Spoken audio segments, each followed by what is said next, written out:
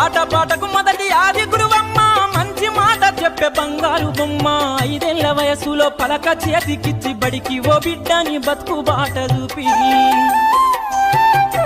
ఓనమాలు నేర్చి 1, 2 చదివి వయసుతో పాటు చదువు పెరుగుతుంటే ఎదిగిన కొడుకును కళ్ళ చూసుకుంటూ కడుపు నిండినంత సంబరపడుతుంది. టీచరో గొప్ప డాక్టరో కలెక్టరో కావాలనుకుంటది. మనసున్న తల్లి మన అమ్మ కమ్మని కలలెన్నో మదిలోన కంటది. జన్మనిచ్చిన అమ్మ రాతి బొమ్మ కాదు, జగమంత జన్మంత కొలిచేటి దైవము అమ్మా. కమ్మనైన అమ్మ పాట వింటే ఎంత మధురమో,